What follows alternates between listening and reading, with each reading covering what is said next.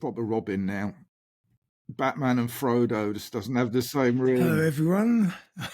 Welcome to Murdery Bits. And I'm I'm Richard. Andy. I'm Richard. And we're still on Murdery Bits. I'm being mauled by my cat. Oh, she's so funny. I hope you're prepared. I've got a really nasty one Yes. today. Pray tell, which part of the world are you taking us for demented sickos today, then? Well, the usual, America. Hang on, you're freezing now. You don't get much sicker or demented than America. And this is about a chap, you might know his name. He's very famous, Albert Fish. No, I don't. Doesn't ring any bells. Well, he's one of those. He's one of those that you should know. And at the end of it, you'll think, "How come I've never heard of this fucker?" He was known as a few things apart from Albert Fish. He was also known as the Grey Man, such as John Major, the Werewolf of Wisteria. Of Wisteria. Yes. I don't know. Okay. The Brooklyn Vampire. Okay. The Moon Maniac. All right. And the Boogeyman. Okay. And we're going back a few years. This is like 19 years ago. This all took place. I mean, he was the personification of nightmares, this man. And it was in November of 1938 that Mrs. Delia Budd of Manhattan received an anonymous letter claiming responsibility for the disappearance of her young daughter who had vanished 6 years previously. Now, the letter described how the kidnapper had visited the Budd family home and how 10-year-old Grace had agreed to go with him to a birthday party. All right. And it sounds weird, but you'll understand more as we tell the story. Now, when the young girl failed to return, the Budd soon realised that she'd been taken. And the letter presented quite an awful picture of the author's intentions and the gruesome fate that awaited. All right, he's a sick fucker already. I mean, this is mean as. Fucking monstrous. But that letter would also be his undoing because it would lead detectives straight to him. And he was, a nightmare figure for parents and kids. He was a child rapist, a serial killer, and a cannibal. Me. Okay. He confessed to many other crimes, but he was also the suspect of unsolved murders of many more children. So he is what the beasts of Satan wanted to be, but failed abysmally. Oh, he would have been the treasurer at the very least. And after his trial for the Budd murder, he was executed at Sing Sing for his unspeakable crimes. But his crimes started long before then. So on May 25th in 1928. Oh, shit. 18-year-old Edward Budd, Grace's older brother, placed a classified ad in the Sunday edition of the New York World, and the ad was as follows. Young man, 18, wishes position in country. Edward Budd, 406 West 15th Street. The enterprising young man was determined to make something of himself and escape the desperate poverty of his parents. He was a strapping young man, and he was eager to work and contribute to the well-being of his family. And he longed to work in the country where the air was fresh and clean so he could escape the dirty, foul-smelling, overcrowded city in which he shared a miserable, shitty apartment with his father, mother, and 4 younger siblings. And it was some 3 days later, on May 28th. Yeah. This is New York, yeah. 3 days later, on May 28th, Edward's mother, Delia, described as a large mountain of And by American standards, I'm thinking she's fucking large. Yeah. Answered the door to an elderly gentleman who introduced himself as Frank Howard. He said he was a farmer from Farmingdale, Long Island, and he wanted to interview Edward about a job. And Mrs. Budd instructed her 5-year-old daughter Beatrice to get her brother at his friend's apartment, and the old man beamed at her and gave her a nickel for his trouble, or for her trouble. Now, during the time they waited for Edward to return, Delia Budd took the chance to get a better opinion of the old man who would be her son's prospective employer. And she recalled that he had a very kindly face, framed by grey hair and accented by a large, droopy grey moustache. He looked every bit the gentle and softly spoken grandfather type. And Mr. Howard explained to her that he had earned his living over the previous decades as an interior decorator in the city before retiring to a farm that he'd bought with his savings. He described how he raised his 6 children by himself since his wife had abandoned them all over a decade ago. And with the help of his children, as well as 5 farmhands and a Swedish cook. I am suspicious as fuck of this dude already. He had made the farm into a successful business with several hundred chickens. Sounds like fucking Colonel Sanders. And half a dozen dairy cows. Now, with one of his farmhands moving on, he needed someone to replace him. And he'd seen the advert. So it wasn't long before Edward came home and he met Mr. Howard. He remarked on the boy's strength and size. Red flag. And Edward assured the old man that he was a punctual and hard worker. On the spot, the old man offered the boy $15 a week, which Edward readily accepted. And at his suggestion, Howard even agreed to hire Edward's close friend, Willie. Okay. Then Mr. Howard had to leave for an appointment, but he promised to come back on Saturday to pick up his new recruits.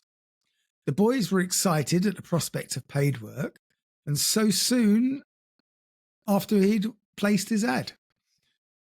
His parents were also thrilled that such a good position had arisen with such a kindly old man, and when Saturday, June the 2nd, came around, Mr. Howard failed to show up. Instead, he sent a handwritten note saying that he had been delayed and would call the next day.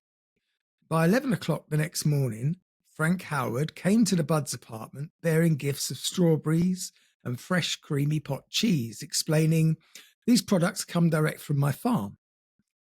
Delia Budd managed to persuade the old man to stay for lunch. She wanted her husband, Albert Budd, to have the opportunity to talk with his son's new employer. So Edward's father sat there, happy that his son had found a job, and listened to the kindly, polite old gentleman describing his 20 acres of farmland, his hard-working team of farmhands, and a simple, rustic country life. Mr. Budd knew what it was that his son had dreamed of. Now, Albert Sr. worked as a porter for the Equitable Life Assurance Company, and as such, he had the disposition of a man perpetually acquiescent, and he quietly observed the way this Frank Howard looked in his rumpled blue suit, and he wasn't very impressed. But the old man seemed credible, sincere, and quite genteel. Once they sat down to lunch, the door opened, and in walked the Bud's 10-year-old daughter, Gracie. She was humming a song, and coming straight from church, she still wore her Sunday clothes, white silk confirmation dress, white silk stockings, and a string of creamy pearls that made her look older than her 10 years. Her huge brown eyes and dark brown hair contrasted with her very pale skin and pink lips. She was a really pretty She sounds young kind girl. of terrifying as well. Yeah. Like most men who came face to face with the beautiful Gracie, Frank Howard couldn't take his eyes off the radiant young girl. As he handed her a huge wad of bills, he said, "Let's see how good a counter you are." The impoverished Budds were shocked by the sight of so much money that this old man was carrying in his pocket. $92.50, she declared in short order. "What a bright little girl," Mr. Howard said, giving her 50 cents to buy candy for herself and her little sister Beatrice. The kindly old man then said he would come back later in the evening to pick up the boys, and he gave them $2 to go to the movies. First, he had to go to a birthday party that his sister was throwing for one of her children. As he was about to leave, he invited Gracie to go with him to his niece's birthday party. He told her mother he would take good care of her and make sure that little Gracie was home before 9 o'clock. So he's switched from plan A to plan B here then, hasn't he? He was after the boys originally. Yeah, but the moment he clapped eyes on her, his little brain's gone, right, plan B, come along, load of waffle. Bloody hell. Yeah, buy your way into that confidence. When Delia asked where Mr. Howard's sister lived, he told her that she resided in an apartment house at Columbus and 137th Street. Delia was hesitant, unsure that she should let her go, but Albert Sr. convinced her that it would be good for Gracie. Let the poor kid go. She don't see much good times. And with that, Delia helped Gracie put on her good coat and her grey hat with the streamers, and she followed her daughter and Mr. Howard outside and watched them walk down the street and disappear. God, can you imagine how those parents are going to feel in about 5 minutes' time? Well, the first evening there was no word from Mr. Howard and no sign of little Gracie. And her parents endured a torturous and sleepless night with no message from their beautiful daughter. The next morning, they sent Edward down to the police station to report his sister's disappearance. Police Lieutenant Samuel Dribben had nothing but bad news that day for the Budds. He told them something they never wanted to hear, that the address that Frank Howard had given them for his sister's apartment was fictitious. It appeared the kindly old man was a fraud. There was no Frank Howard, no farm in Farmingdale, Long Island, and none of his story was true. Police began an immediate investigation. They checked out everything that the man calling himself Frank Howard had told the Budds. They also brought in the usual suspects, known kidnappers, child molesters, rapists, ex-mental patients, and they had the Budds look through their rogues gallery of photos, but to no avail. And they found no sign of little Gracie Budd. New York police mailed out 1,000 flyers on June 7th to police stations throughout the country that contained photographs of Gracie and a description of Mr. Howard. And that, along with local publicity, inevitably guaranteed there was a rash of sightings of the young girl, along with crank letters. Detectives assigned to the case had to trawl through all of the false information. However, there were some solid clues.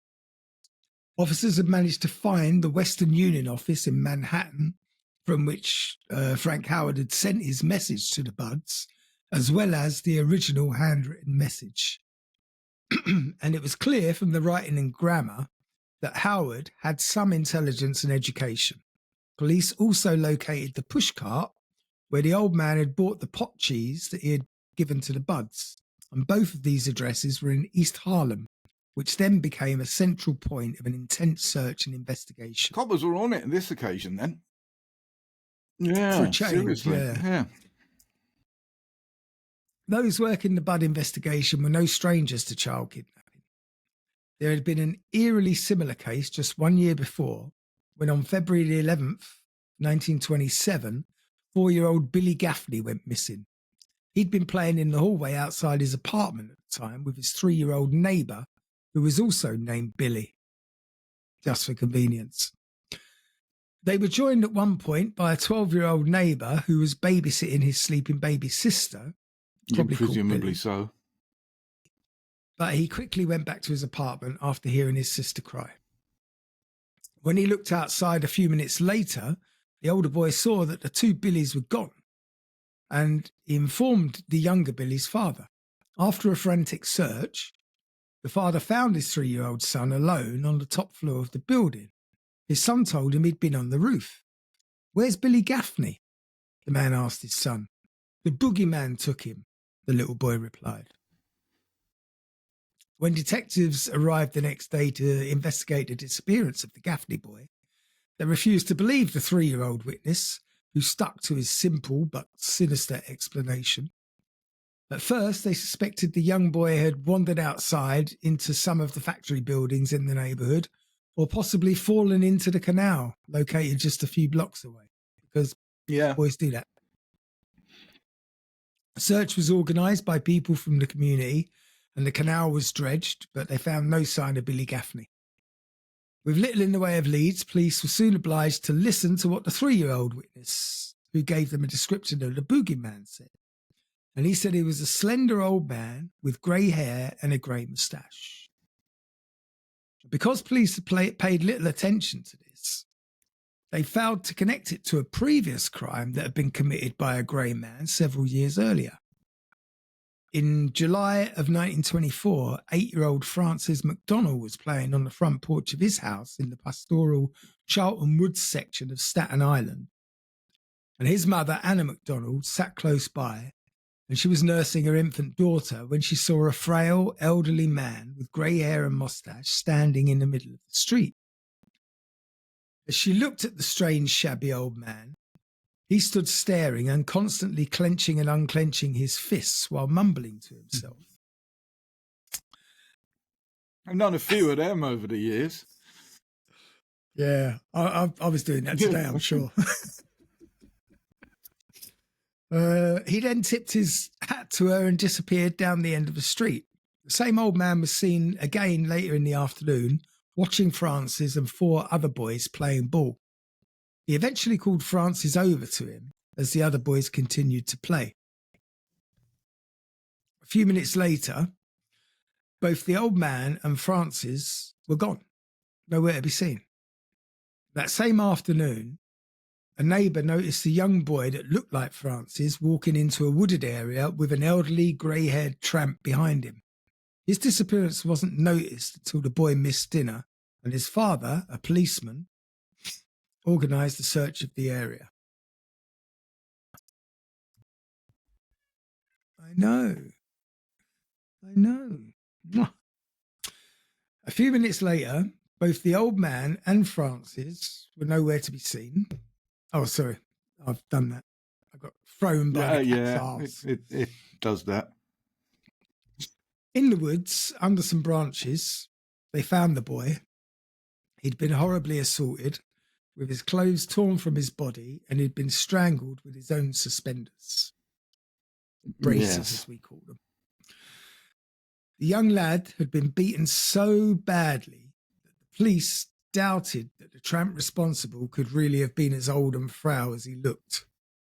The beating was so extensive and severe that they even thought the old tramp might have had an accomplice who had the strength to commit such a heinous crime. Manhattan police photographers were soon on the scene, along with fingerprints experts, and a search was undertaken by some 250 plainclothesmen. The huge manhunt produced several potential suspects. However, none of them really looked like the grey-haired, mustachioed old tramp.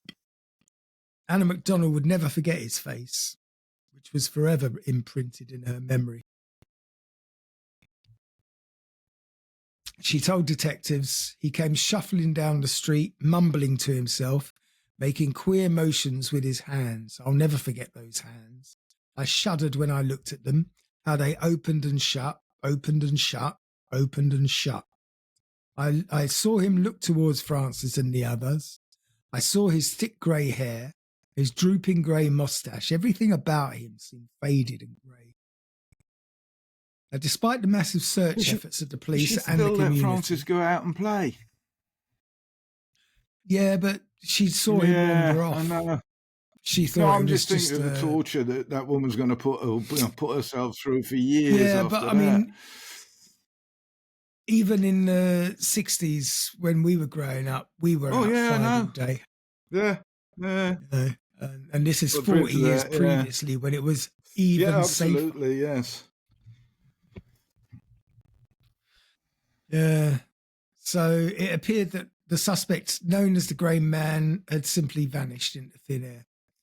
In September 1930, a suspect was arrested in the Budd murder, police arrested 66-year-old Superintendent Charles Edward Pope, who had been accused of the crime by his own wife. Okay. He would spend 108 days in jail between his arrest and his trial, which occurred on December 22nd, 1930, at which, of course, he was found not guilty. By November 1934, he did to piss his wife off. He obviously came home late from the pub.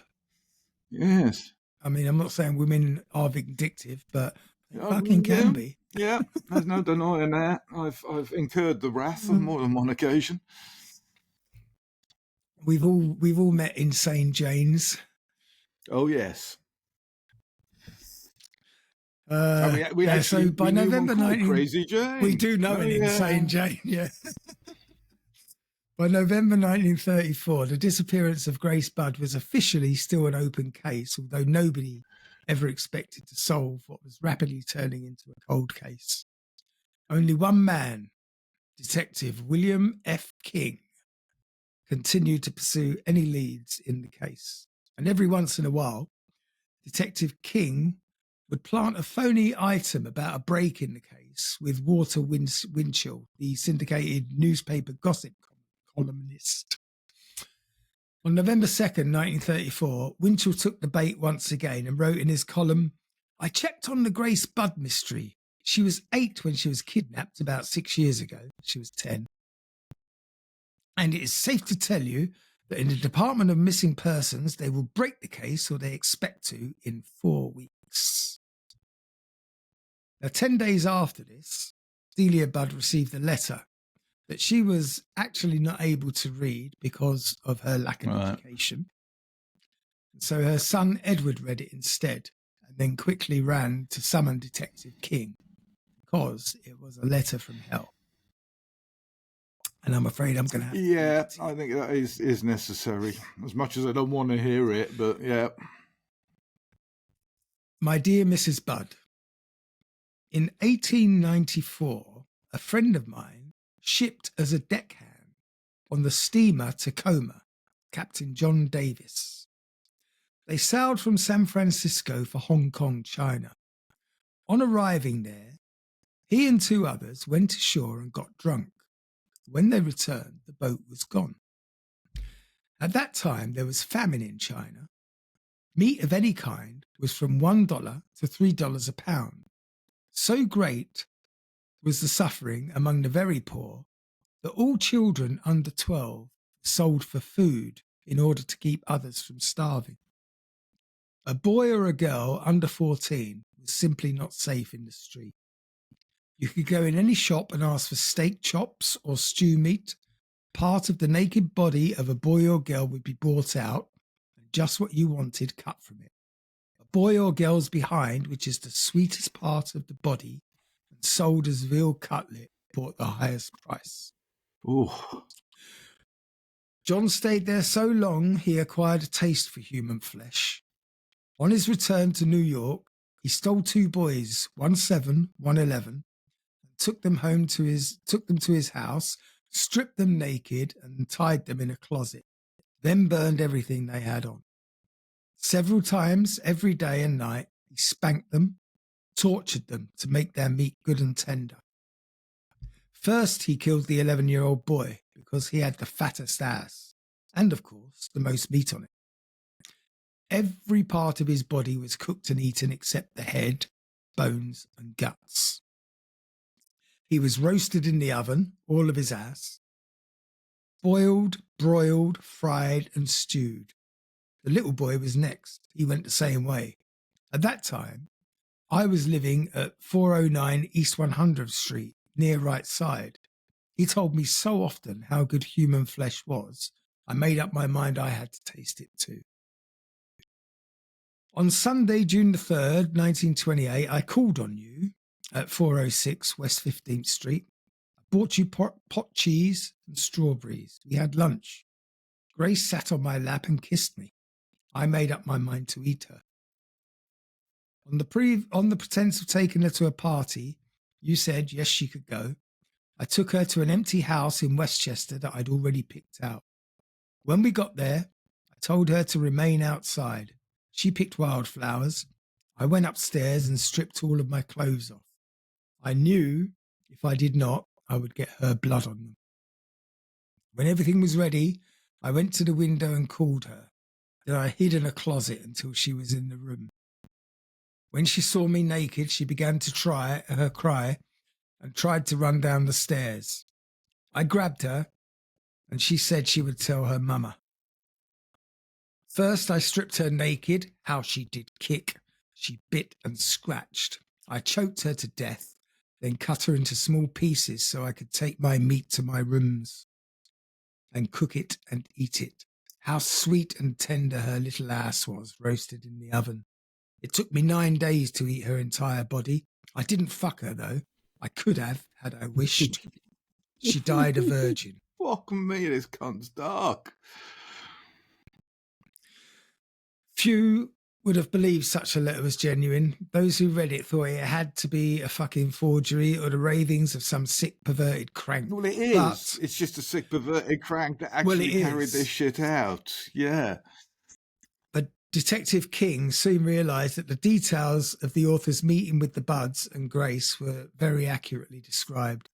It was also discovered that the handwriting on the letter was identical to the letter the elderly kidnapper had written for the Western Union messenger 6 years earlier. Upon closer inspection, the envelope contained an important clue, which was a small hexagonal emblem that had the letters NYPCBA, which stood, and you'd never have guessed this, for the New York Private Chauffeurs Benevolent Association. Yeah, I know. An emergency meeting of the members of said association was held, and with the cooperation of the president of the association. Meanwhile, detectives checked out the handwritten membership forms looking for any handwriting similarities that they could find. Detective King proceeded to ask the members, all of whom had passed the handwriting test, to report anyone who had taken the association's stationery. Soon enough, a young janitor came forward, admitting that he had taken a couple of sheets of paper and a few envelopes. He said he'd left his stationery in the old rooming house at 200 East 52nd Street. The landlady was surprised when she was given a description of Frank Howard because he sounded just like the old man who had lived there previously for 2 months. Unluckily for police, the old man had checked out of her rooming house just a couple of days earlier. The former tenant had called himself Albert H. Fish, and the landlady mentioned that the man had told her to hold a letter that he was expecting from his son, who worked in the Civilian Conservation Corps in North Carolina. It seemed that the son would regularly send money to his elderly father. An official at the post office told Detective King that they had intercepted a letter for this Albert Fish. The police soon became worried that something might have scared him away when he failed to contact his former landlady. But on December the 13th, 1934, the landlady called Detective King, to alert him that Albert Fish was at the rooming house looking for his letter. As King arrived and opened the door, the old man was sitting with a teacup. Fish stood up and nodded when King asked him if he was Albert Fish. At that moment, Fish suddenly reached into his pocket and produced a razor blade which he held in front of him. The detective became infuriated, grabbed the old man's hand and twisted it sharply. "I've got you now," he said, because he was Cockney. Obviously. "You're fucking licks." Did he look like Jack Regan? Yeah. "I've got you now, you slag," he said triumphantly. And it seemed that the grey man had finally been caught. Detective King took the initial confession from Fish, which would be heard by many law enforcement officials and psychiatrists. A largely edited version of it would appear in the newspapers because of the nature of it. It was a horrific tale of perversion and unspeakable depravity, which those detectives thought unbelievable until his vivid details. And I bet you he enjoyed every moment of telling them that as well. Oh, yeah. I bet you he loved it. Oh, yeah. As Albert Fish sat before them and recounted his heinous crimes, they thought it all the more amazing, considering how decrepit and harmless he appeared. After all, he was a stooped, frail-looking old man weighing about 130 pounds, 5 feet 5 inches tall. Fish described how during the summer of 1928 he had been overcome by what he called his bloodthirst, his need to kill. When he answered Edward Budd's ad for employment, it was initially the young man, not his sister, that he intended to kill. He planned to lure him to a remote location, restrain him and cut off his penis, leaving him to bleed to death. When he saw the strapping young Edward and his friend Willie, Fish was convinced he could overpower the two of them, and evidently had a lot of experience in that with his previous crimes. Upon leaving the Budd house the first time, Fish had purchased the tools he would use to murder and mutilate Edward Budd and his friend Willie. He bought a cleaver, a saw, a butcher knife, and he wrapped these implements of death into a bundle which he left at a newsstand before he went to the Budd home for the second and last time. And it was then, when he saw young Gracie, and knowing that it was she he desperately wanted to kill, that he changed his mind and altered his plan. When he left that day with the unsuspecting young child, he stopped back at the newsstand to pick up his bundle before taking a train to the Bronx and then to the village of Worthington in Westchester. For his child companion, he bought only a one-way ticket. I mean, that would have been a red flag. Yeah, well... What? Hang on a minute. Well, it reminds me of that dreadful and sick old joke, isn't it? And the little girl's complaining, "Oh, I'm tired. It's gone a long way into the woods. Can we stop?" And the bloke turns around and says, "Shut up. Stop your bitching. I've got to walk back." Yeah.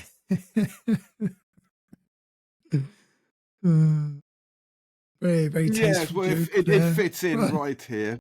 I mean, you know, that goes back to the 80s when we had a sense of humour. Yes. Nobody'd ever told us that we shouldn't say things like that. Yeah, I mean, when did that all start? Not long after. Anyway, as Gracie had only twice in her life been out of the city, she was excited by the 40-minute ride into the countryside, which was a bit of an adventurous treat for her. When they arrived at the station in Worthington, Fish was so preoccupied by his evil plan that he actually left his bundle of tools on the train. Ironically, Gracie noticed this and reminded him to bring his package. For fuck's sake. They travelled along a remote road until they reached somewhere Fish had previously chosen as part of his plan, an abandoned 2-story building called Wisteria Cottage, in the middle of a wooded area. And while Grace entertained herself outside by picking the various wildflowers, Fish went up to the second-floor bedroom, and there he opened up his bundle and removed his clothes, and then called Gracie to come upstairs. With a bouquet of wildflowers that she'd gathered, the child went into the house and up to the bedroom.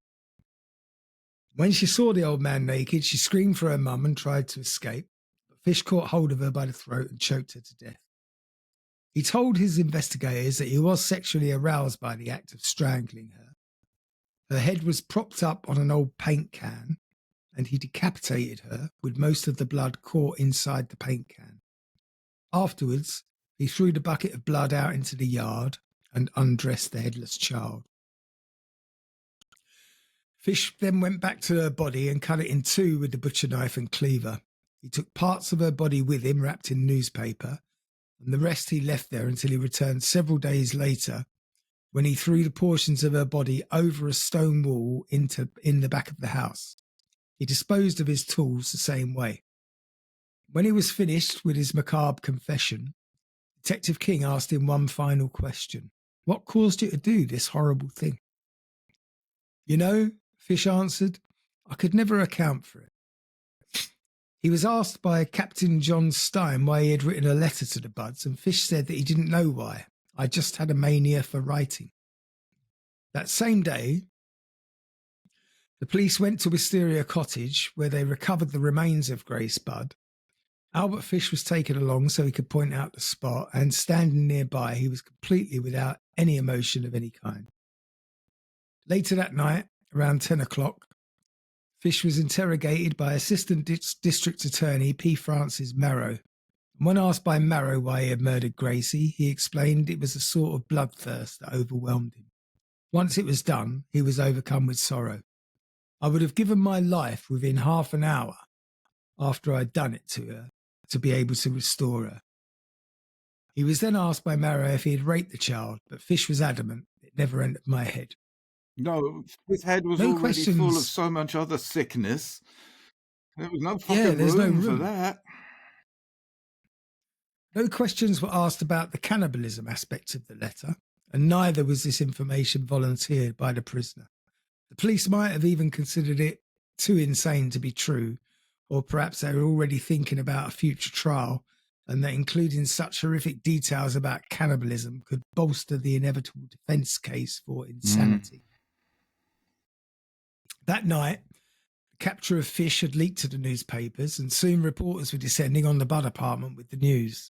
Shortly afterwards, Mr. Budd and his son Edward were driven to the police station by Detective King to help identify Fish as the man who took Grace. Edward did more than identify Fish, and he threw himself at the old man. "You old bastard, you dirty son of a bitch." Surprised at Fish's lack of emotion, Mr. Budd asked him, "Don't you know me?" Fish answered politely, "You're Mr. Budd." In response, Budd said, "And you're the man who came to my home as a guest and took my little girl away." Albert Fish was facing indictments in Manhattan and Westchester County. He was indicted first by Westchester County on the charge of first-degree murder, while Manhattan was preparing an indictment for kidnapping. When detectives checked into his past, they realised that Albert Fish was, surprisingly, no stranger to the law. His record stretched all the way back to 1903, where he'd been jailed on grand larceny charges. Since then, he'd been arrested 6 times for various petty crimes, such as theft and sending obscene letters. And half those arrests occurred around about the same time as Grace's abduction. But each and every time, the charges were dismissed. He had been confined to a mental institution on more than one occasion. And when they inquired about his background, Fish told them, "I was born on May 19th, 1870 in Washington, D.C. We lived on B Street, NE, between 2nd and 3rd. My father was Captain Randall Fish, 32nd degree Mason, and he is buried in the Grand Lodge grounds of the Congressional Ceremony. He was a Potomac River boat captain running from D.C. to Marshall Hall, Virginia. My father dropped dead October 15, 1875 in the old Pennsylvania station where President Garfield was shot, and I was placed in St. John's Orphanage in Washington. I was there till I was nearly 9, and that's where I got started doing wrong. We were unmercifully whipped. I saw boys doing many things they should not have done. I sang in the choir from 1880 to 84, soprano at St. John's. I came to New York. I was a good painter, interiors or anything.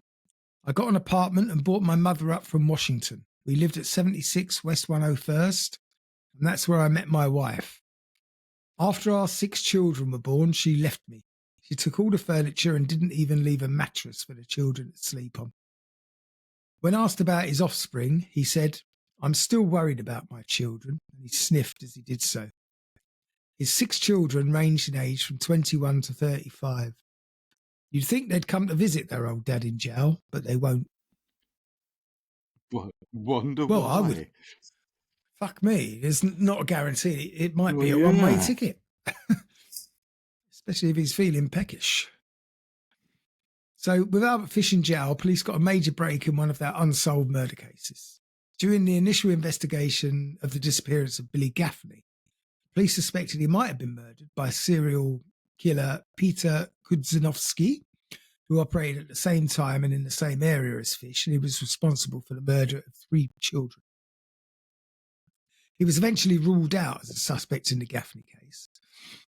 After his capture, the motorman on the Brooklyn trolley line saw a picture of Fish in the newspaper and came forward to identify him as the nervous old man that he saw on February the 11th, 1927.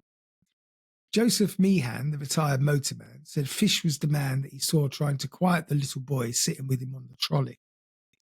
As he'd been watching the two carefully, the little boy, who didn't have a jacket or a coat, was crying for his mother continuously and had to be dragged on and off the trolley by the old man. The little boy, it would turn out, was identified as the abducted Billy Gaffney. Presented with this evidence, Fish admitted to his involvement in the death of Gaffney, and he described the unspeakable things that he did to him. I brought him to the Riker Avenue dumps. There is a house that stands alone, not far from where I took him, and I took the boy there. I stripped him naked and tied his hands and feet, and I gagged him with a piece of dirty rag that I picked out of the dump. Then I burned his clothes, threw his shoes in the dump. Then I walked back and took the trolley to 59th Street at 2 a.m, and I walked from there to home. The next day, about 2 p.m, I took tools, a good heavy cat-o'-nine tails, homemade, short handle, cut one of my belts in half, and slit these halves in 6 strips about 8 inches long. I whipped his bare behind until blood ran from his legs. I cut off his ears, his nose, slit his mouth from ear to ear, gouged out his eyes. He was dead then. I stuck the knife in his belly, and I held my mouth to his body and drank his blood. I picked up 4 old potato sacks and gathered a pile of stones, then I cut him up. I had a grip with me. I put his nose, ears, and a few slices of his belly in the grip. Then I cut him through the middle of his body, just below the belly button. Then through his legs, about 2 inches below his behind. I put this in my grip with a lot of paper. I cut off the head, feet, arms and hands, and the legs below the knee. These I put in sacks weighed with stones, tied the ends and threw them into the pools of slimy water that you will see all along the road going to North Beach. During his interviews with the police, Fish further elaborated, I came home with my meat. I had the front of his body, which I liked best, his monkey and peewees, and a nice little fat behind to roast in the oven and eat. I made a stew out of his ears and his nose, pieces of his face and belly. I put onions, carrots, turnips, celery, salt and pepper. It was good, he said. Then I split the cheeks of his behind open, cut off his monkey and peewees and washed them first. I put strips of bacon on each cheek of his behind and put them in the oven. Then I packed 4 onions, and when I saw the meat had roasted about a quarter hour, I poured about a pint of water over it for gravy and put in the onions. He was a chef as well. At frequent intervals, I basted his behind with a wooden spoon so the meat would be nice and juicy. In about 2 hours, it was nice and brown, cooked through. I never ate any roast turkey that tasted half as good as his sweet, fat little behind did. I ate every bit of the meat in about 4 days. His little monkey was sweet as a nut, but his peewees I could not chew. Threw them in the toilet. Oh, hang on. Because there was that weird one, wasn't it? It was that German guy who paid. Yeah. He advertised in the newspaper. Found some guy who wanted to have his dick chopped off. And eaten. And he wanted to chop one off and eat it. And they were a perfect couple. I can't remember if he went to prison or not for it. I know he was in court, but I'm not sure any offence was actually committed. The argument was that he'd signed an agreement. And I don't think the guy who had his dick chopped off died. I think he just had his dick chopped off. Yeah, I know that he had trouble eating it because it is gristle. It was inedible. There's nothing to eat. Just chewy and yeah, indeed. But Fish confessed to another crime, which he said occurred sometime around 1910 while he was working in Wilmington, Delaware. He said that he met a 19-year-old called Thomas Kedden, who he took to where he was staying, and the two men began a sadomasochistic relationship. Now, it's unclear if the relationship was consensual or if Fish forced Kedden to do these things, but his confession seemed to imply that the guy was intellectually disabled. 10 days later, Albert Fish took Kedden to an old farmhouse where he began to torture him. The torture occurred over the course of 2 weeks and culminated with Fish eventually tying Kedden up and cutting off half of his penis. It reminds me that when I was growing up, there was a guy in town, and he was clearly gay, would have fitted in Soho perfectly. But his son was Down syndrome. And it turned out he'd been using his kid for donkey's years. And, I remember Father telling me, he said, I think half the town knew and just nobody ever did anything about it. Yeah, fuck yeah. So, it doesn't come as any surprise that people do this, as horrible as it fucking is. People are fucking disgusting. Well, when he cut off half his penis, he said, "I shall never forget his scream or the look he gave me." Fucking well imagine. A look? I would give him more than a look if he cut off half me todger. Fucking hell. He originally intended to kill Kedden, cut up his body and take it home, but he thought the hot weather might draw attention to his crime. Instead, he poured peroxide over the wound, wrapped it in a Vaseline-covered handkerchief, left a $10 bill, kissed Kedden goodbye, and left. Fuck. I took the first train I could get back home. Never heard what became of him. Never tried to find out, said Fish. Jesus Christ. I mean, he's well named, isn't he? Cold Fish, he really is. I'm surprised that didn't end up being his nickname. He had a bit of a thing about the mentally disabled. Around 1919, he stabbed another intellectually disabled boy in Georgetown in Washington. He intentionally chose people who were mentally handicapped or African American as his victims, explaining that he assumed these people just wouldn't be missed. Yeah. And he was right. He would claim to have occasionally paid boys to procure other children for him who he could torture, mutilate and murder with his implements of hell, his meat cleaver, butcher knife and small handsaw. He first went to Staten Island on July 11, 1924, and there he came across 8-year-old Beatrice Keel playing alone on her parents' farm. And he offered the young girl money if she would go and help him look for rhubarb. She was about to leave the farm. Her mother spotted the old man and chased Fish away. He left, but returned later to the Keel's barn where he tried to sleep, but he was discovered by Beatrice's father and forced to leave. Several days later, Mr. Keel came forward after seeing Albert's photograph. The man said that Fish was the man who tried to lure his 8-year-old daughter into the woods not far from where Frances O'Donnell was murdered 3 days later. He described the man as a slender old man with grey hair and grey moustache. The girl, by then in her late teens, had seen him in his cell and recognised him. The elusive grey man was found. Fish was also suspected of several other murders of young children and missing teenagers. He's a strong suspect in the murder of 5-year-old Emma Richardson, who was found raped and strangled on October 3rd, 1926, as well as the 1932 murder of a 15-year-old girl named Mary O'Connor. On February 15th, 1932, the schoolgirl had vanished and her mauled body was found at Far Rockaway in a clump of woods at Massapequa, close to a house that Fish had been painting. He's also suspected of the murder of 6-year-old Robin Lane Lou on May 2nd, 1931, and the death of 17-year-old Benjamin Collins on December 15th, 1932. Any of these after Grace? Was it Grace Budd? Okay. Yeah. Because Yeah, because don't forget she was 1932.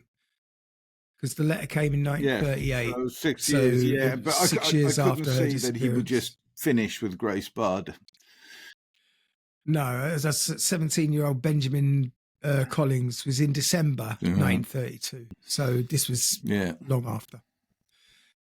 On May the 14th, 1927, going back a bit, 12-year-old Yetta Abramovitz of 883 East 165th Street was murdered.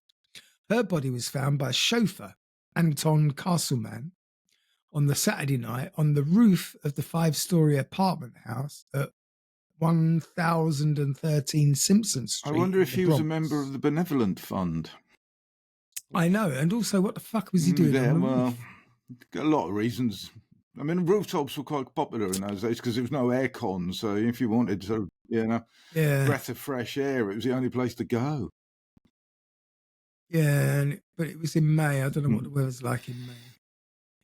But detectives who searched the roof found what they believed might have been the blunt instrument the killer used to cause the skull fractures to the young girl. It was described as the bast of an old-style flat iron weighing between 4 and 5 pounds, connected to a 3-foot piece of iron pipe.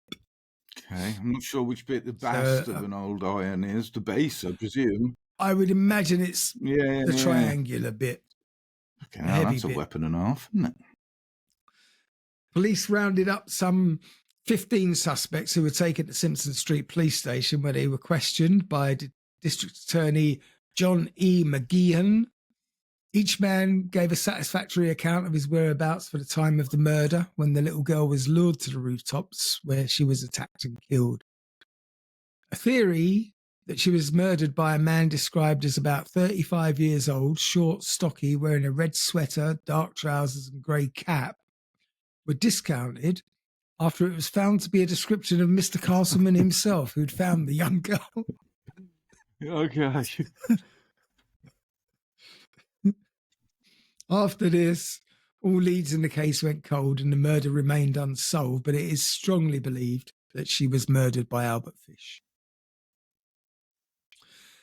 Now, he was facing so many different indictments in various counties, meaning there was very little prospect that he would be acquitted for his crimes. He did, however, have one chance to beat the death penalty, and that would be to convince the alienists or the forensic psychiatrists to declare him insane. Dr. Frederick Wortham would later recount in his own book, In the Show of Violence. He writes about his first meeting with Albert Fish in his jail cell, and he goes on to describe how shocked he was at how meek, gentle, benevolent and polite the suspected cannibal was. If you wanted someone to entrust your children to, he would be the one you would choose, he said. Fish presented an attitude of indifference towards his situation. I have no particular desire to live. I have no particular desire to be killed. It's a matter of indifference to me. I do not think I am altogether right. No kidding. Well, we know that much. And when Dr. Wortham asked if that meant he was insane, Fish answered, not exactly. I never could understand myself. He told the alienists some details of his life, claiming that his real name was Hamilton Fish, named after a distant relative who was President Grant's Secretary of State. And when he tired of the teasing about that name, he then assumed the name of Albert instead. He said that when he was 26, he'd married a young woman of 19. They had 6 children. When the youngest child was 3, his wife ran off with another man, leaving Fish to raise the kids alone. He subsequently married 3 more times, but not legally, because he'd never been divorced from his first wife. He explained how prevalent psychosis was in the Fish family history. His mother was held to be very queer and was said to see and hear things. One paternal uncle suffered from a religious psychosis and he died in a state hospital. A half-brother also died in a state hospital. A younger brother was feeble-minded and died of hydrocephalus. A paternal aunt was considered completely crazy. A brother suffered from chronic alcoholism and a sister had some sort of mental affliction. Okay. His own perverse nature was considered unique in the annals of psychiatric and criminal literature. Sadomasochism directed against children, particularly boys, took the lead in his sexually regressive development. And Fish told him, I always had a desire to inflict pain on others and to have others inflict pain on me. I always seem to enjoy everything that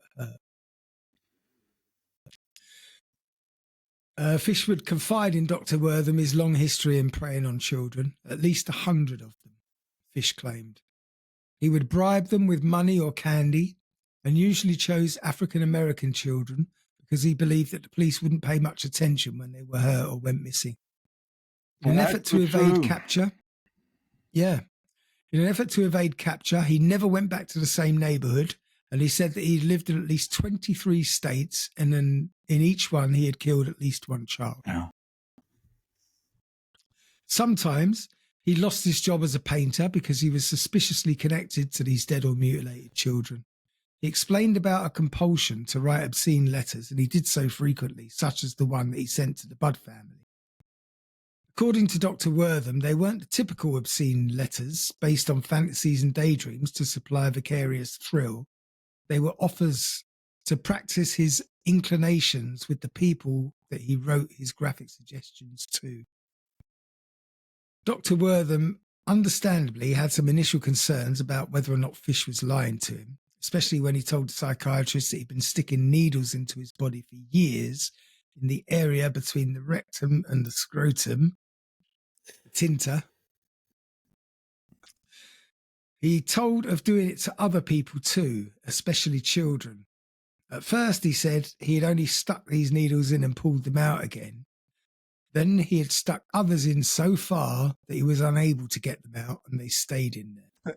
Yeah, again, that's not unheard of. I remember in the news, was it 90s, early 90s, a woman in Germany, she had an accident, broken her leg, took her in, x-rayed her, and the x-ray machine blew up because she had a fetish for it. So pins, the little pins, sticking those in her arse and her thighs, and she'd left loads of them in, and they were just in there permanently, and they reckon that she had like over 300 pins stuck inside her arse cheeks and her thighs.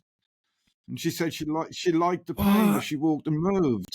How did she discover she liked that? God knows. Well, the first one. I mean, where did that come from? Well, if you'd gone to my school, sitting on a drawing pin, because putting drawing pins on people's seats was part of the bloody course. Unless you got lucky and you actually bullseyed the hole. What pin? Nah, I never got that lucky. Well, he was x-rayed himself by the doctor, and as described, there were at least 29 needles in his pelvic region. Wortham said experiences with excreta of every imaginable kind were practiced by him, actively and passively. He took bits of cotton, saturated them with alcohol, inserted them into his rectum, and set fire to them. Okay. Right, that is a good... I guess that's what you would call a hot indeed. Yeah, that's a new one. He also did that with his child victims. It was in January 1972 when his wife left Fish for a chap called John Straub, a handyman who boarded with the Fish 1972? 1917, sorry. Yeah. Did I say 72? I was going to say, I'm sure he's been executed by this point. Yeah. Fish told a newspaper that when his wife left him, she took nearly everything they owned.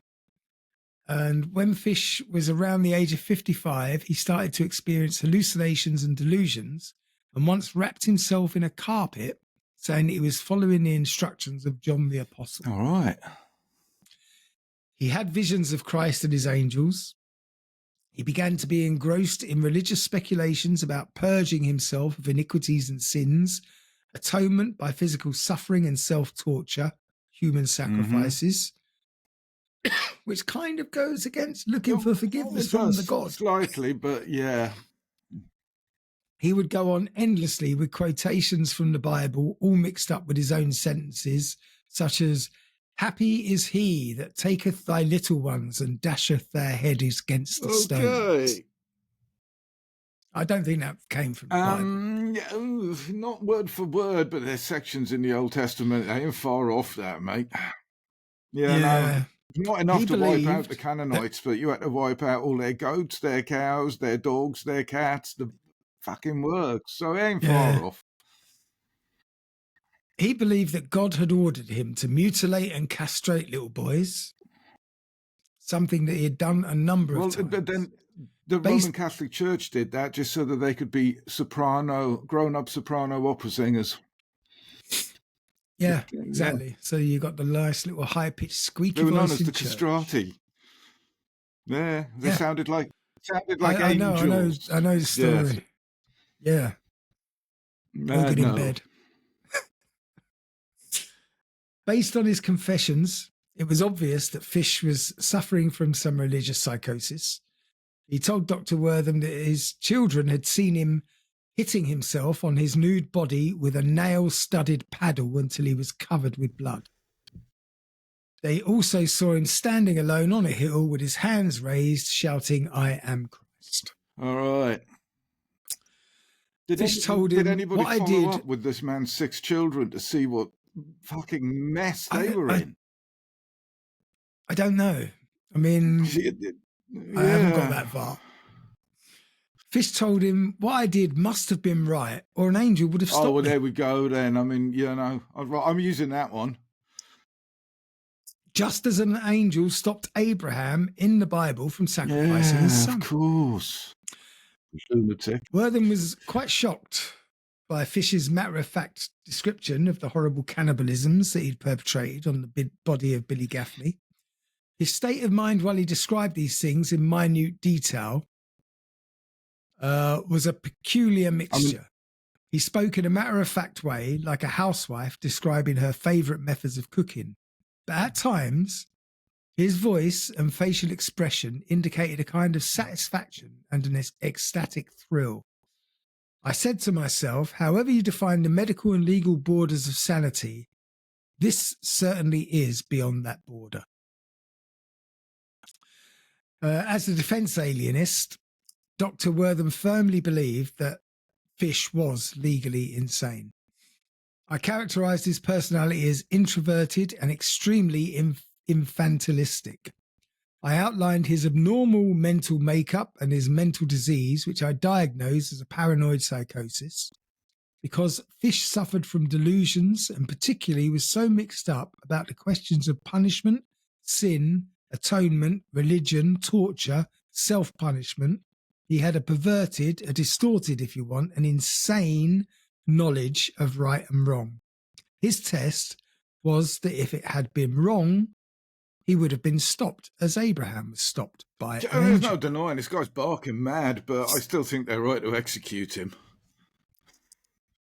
Mad or From what no. he'd been told, From what he'd been told, Wortham believed that Fish was responsible for the murder of some 15 children and the mutilation of about 100 others. That figure had been verified many times to me by police officials in later years, he said. Along with Dr. Wortham, 2 other defence alienists testified that Fish was insane, while 4 alienists, called by the prosecution, testified that he was actually quite funny. That. Now, we're going to come to the trial, and I have been kind of rushing it because I didn't want to make this a 2-parter. We've been going for an hour, but I think we can squeeze the trial. Yeah, go for it. Without too much trouble, so that we don't drag this out any longer than we need to. Now, one of these prosecuting alienists who said he was sane was the head of the psychiatric hospital where Fish had been detained for observation a couple of years after the Budd and other murders, and where he had been judged both harmless and sane. Well, that was not a good diagnosis, was it? Especially the harmless bit. On March the 11th, 1935, the trial of Fish began in White Plains, New York, in the court of Justice Frederick P. Close. Charged with the premeditated murder of Gracie Budd, he was defended by attorney James Dempsey, while the prosecution was led by Chief Assistant District Attorney Elbert F. Gallagher. The strategy employed by Dempsey was to attack the competence of the Bellevue Hospital alienists who had observed Fish back in 1930 and who had declared him sane. And I don't blame him. Absolutely. He also planned to establish that Fish was suffering from lead colic, a dementia often suffered by house painters because, of course, paints in those days were lead-based. And, as we know from past conversations, I mean, where I grew up, lead poisoning was very, very common, and the lead insanity, it does lead to a particular brand of lunacy all of its own. Yeah. Gallagher's main strategy was summarised early in the trial. Now, in this case, there is a presumption of sanity and sanitary. The proof, briefly, will be that this defendant is legally sane and that he knows the difference between right and wrong and the nature and quality of his acts, that he is not defective mentally, that he had a wonderful memory for a man of his age, and that he has complete orientation as to his immediate surroundings, that there is no mental deterioration, but that he is sexually abnormal, that he is known medically as a sex pervert or a sex psychopath, that his acts were abnormal, but then when he took this girl from her home on the 3rd day of June 1928, and in doing that act and in procuring the tools with which he killed her, bringing her here to Westchester County, and taking her to this empty house surrounded by woods, he knew that it was wrong to do that, and that he is legally sane and should answer for his acts. Now, the defence attorney focused primarily on his client's strange life and the self-flagellation with now-studied paddles and needles that he claimed to have indulged. He then brought up Fisher's competence as a father and his love for his children. In spite of all these brutal, criminal and vicious proclivities, there is another side to this defendant. He has been a very fine father. Well, I guess there is a point here, because 6 children, but he hasn't done anything nasty to them that we're aware of. Well, apparently he never once in his life laid a hand on one of his children, and he says grace before every meal at his house. Okay. But that's just, again, another sign of the fucking insanity. Being able to segregate those two parts of your personality. In 1917, when the youngest one of his 6 children was 3, his wife left him. And from that time, down until shortly before the Grace Budd murder in 1928, he was mother and father to those children. In his closing remarks, he reminded the jury that it was up to the prosecution who had to prove that a man who killed and 8 children was sane. Testimonies were made by Grace's parents and her brother, and Dempsey was determined to point out that both Albert Sr. and Delia gave their consent to Grace going to a birthday party with Fish. Yeah, but no. Yeah, no. Yeah, I know. That's low. It is, because that's just, I mean, you can imagine how bad they feel about it anyway, the poor wretches, for the rest of their lives. They were in a position where they were financially intimidated to allow this man to do whatever he fucking wanted. When it came time for Albert Sr. to testify, he was so overcome with emotion, he began to weep loudly. By the 3rd day of the trial, a box of Grace Budd's remains was brought into the courtroom as evidence, despite the strenuous objections of the defence attorney. Meanwhile, Detective King described to the court from Fisher's confession how the girl was killed. At one point, in what was a very dramatic moment, Gallagher reached into the box and held out the small skull of the dead girl. Dempsey sought a mistrial.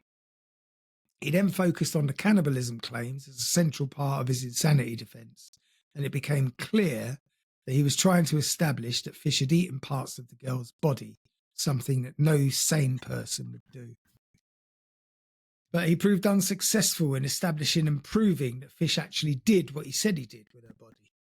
During the process, Fish appeared to be completely indifferent, although at one point he expressed to his attorney that he had a desire to live because God still has work for me to do. Well, there you go then. Shoot him in the back of the head now. Fucking hell, yeah. I mean, don't even wait for the judge's hammer to rise. No. Several of Fisher's children did take to the stand to testify to his bizarre behaviour of self-flagellation and sticking needles into his pee-pee, as well as his religious delusions. But they also testified that he was a good father who provided for them and never subjected them to any physical abuse. To further demonstrate his strange behaviour, he called forth to the stand a woman who had been the recipient of several obscene letters from Albert Fish. The courtroom was cleared of women as Dempsey read the obscene correspondence. Okay, ladies, you're going to have to leave the room while us gentlemen partake in this filth. Another defence witness called by Dempsey was Mary Nicholas, Fish's 17-year-old stepdaughter. She went on to describe how Fish taught her and her brothers and sisters a game he invented. He went into his room, where he had a little pair of trunks, brown trunks, that he put on. He put those on and he came out into the front room.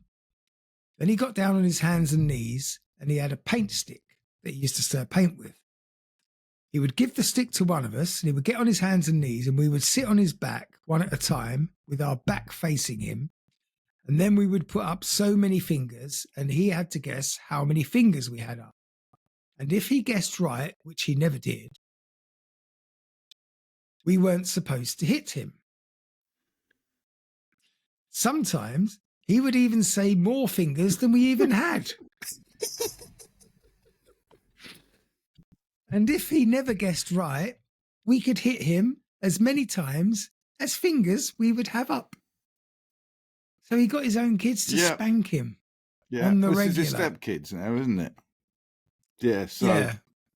But again, it's just degrees, though, isn't it? You know, he's pushing this as far as he can, but he's not overstepping the bounds. Well, you know, he's clearly overstepping the bounds a long time ago, but he didn't kill them. You know what I mean? How many fingers am I holding up, Dad? 15. Fucking hell, what a cunt.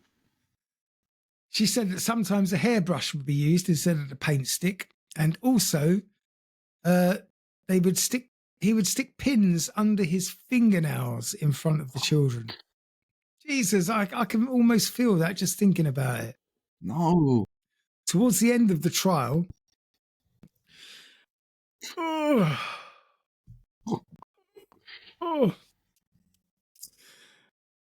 towards the end of the trial, Dempsey eventually had a chance to attack the prosecution alienists, and Dr. Charles Lambert, after a 3-hour interview with Fish, pronounced him a psychopathic personality without a psychosis. Dempsey questioned Lambert over this, assumed that this man not only killed this girl, but took her flesh to eat it. Will you state that a man could, for 9 days, eat that flesh and still not have a psychosis? Lambert answered, well, there is no accounting for taste, Mr. Dempsey. Dempsey persisted. Tell me how many cases in your experience you have seen people who actually ate human feces. Lambert remarked casually, oh, I know individuals prominent in society, one in particular that we all know, who used it as a side dish in his salad. Okay. Ooh. Unperturbed, Dempsey got... I'd like to know who that was, by the way. Probably the president. Yeah. Unperturbed, Edgar J. Hoover. Yes. Hoover himself, no doubt. Unperturbed, Dempsey got further with one of the other defence alienists who testified that he could see signs of psychosis in Fish's behaviour. The trial took 10 days, and then it took the jury less than an hour to reach its verdict. Good. The foreman announced, we find the defendant not guilty. Oh, no, sorry. We find the defendant guilty as charged. Although Fish wasn't happy with this verdict, he did relish the prospect of being electrocuted, which had a particular appeal to him. Well, yes, I can see that. 15. A Daily News reporter wrote, his watery eyes gleamed at the thought of being burned by a heat more intense than flames with which he often seared his flesh to gratify his lust. I mean, that's not reporting, mate. That's just fucking fan fiction. That's almost as bad as Albert Bloody Fish. Yeah. Fish thanked the judge for his sentence of death by electrocution. And when the time came on January the 16th, 1936, the man known as the Grey Man, the Boogeyman, the Brooklyn Vampire, the Werewolf of Wisteria, took his death in the electric chair at Sing Sing. His last words were reportedly, "I don't even know why I'm here." According to witnesses, it took 2 jolts before Fish died, perpetuating the rumours that the needles in his body had short-circuited the device. But Hamilton Howard Albert Fish died in much the same way as others who have ended their days in that chair. Old Sparky, they call it. I guess. After the execution, Fish's lawyer, James Dempsey, met with the reporters and he revealed that he was in possession of his client's final statement. Dempsey said he was given several pages of handwritten notes that Fish apparently made in the hours just prior to his death. And when pressed by the assembled journalists to reveal the contents of the documents, Dempsey refused, saying, "I will never show it to anyone. It was the most filthy string of obscenities that I have ever..." Why did he even mention it then? So that he could make that last statement and go down in history. And that happily brings us to the end in every respect of Albert fucking Fish. What a scumbag. God alive. Yeah. Now that's about as wrong as you can get, isn't it? I mean... No, that's appalling. And the numbers. Yeah, I know. And, like, not differentiating between girls and boys, teenagers and prepubescent children. Anything will do. Well, I think it was more a case of, rather than having a taste, simply anybody who was gullible enough to get sucked in by him. Yeah. Okay, now. Oof, well, that was a hard one. Yes, indeed. Get through. Oh, can't help but feel the poor family of Grace, what they must have gone through for the rest of their lives. Yeah, I mean, it's one thing. It's one thing when your kid is outside unattended and gets nabbed, but it's something else when you pretty much send the kid away with a complete stranger just because you don't want to offend the man who's giving your son a job. No, pretty much gift at risk of losing the income that really is never going to happen. Yeah, no, I mean they pretty much gift wrapped the poor girl, didn't they? Yeah. God, poor kid.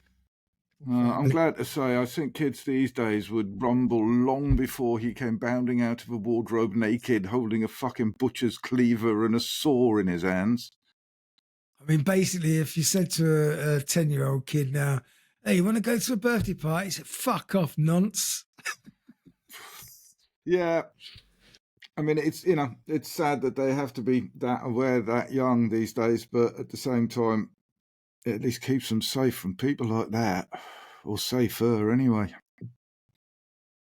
Yeah, unfortunately, it still happens. Well, sadly, they've just taken to stabbing each other instead now, haven't they? Yeah, which must really piss the paedophiles off. Oh, what a waste. Well, yes, thank you for that horrific hour and 20 minutes. Yeah, thanks for sharing. A man who I'd never heard of and could quite happily have gone the rest of my life not hearing about, but there we go.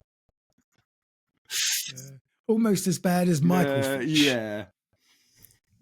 Yeah, no, poor Michael Fish. I always felt sorry for him. Not even as if he was the one that actually made the decision. He was just the one that told people. Yeah. He never worked again, did he? Not as a weatherman, no. I often wonder what happened to him. I don't know what he did after that. Might have to look him up on the internet. Yeah. Anyway, thanks for listening. I hope you heard the tale. I can't say I only hope you listened to this early in the morning, not just before bed. Yeah, and not after breakfast. Indeed. Have yourselves a strange week. We'll be back next week with another horrific tale. Hopefully. That's what we're here for. And just have yourselves a strange week. Don't do anything that Albert Fish would do, and we should get on fine. Toodle pip.